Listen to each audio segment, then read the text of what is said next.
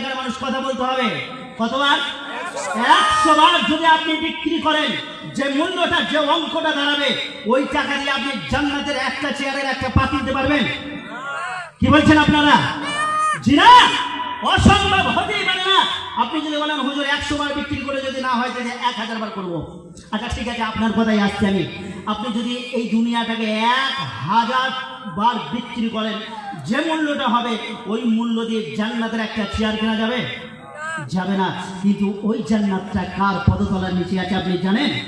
নবী করিম সাল্লাল্লাহু আলাইহি ওয়াসাল্লাম তিনি তিনার উম্মতের মাঝে বলে যাচ্ছেন, আল জান্নাতু তাহতা আকদামিহিল উম্মাহাত, তোমার মায়ের পদতলার নিচে তোমার জান্নাত। বলেন সুবহানাল্লাহ। এজন্য তোমাকে বলে যাচ্ছে, শোনো একটি কথা, আজকে তোমাকে এক নারী চোখ মেরেছে বলে বাড়ি এসে উপর হয়ে শুয়ে বাড়ি ছিঁড়ে ফেলছ। একজন আজকে তোমাকে নারী তোমাকে আই লাভ ইউ বলেছে বলে তুমি হাত কেটে এসে বাড়ি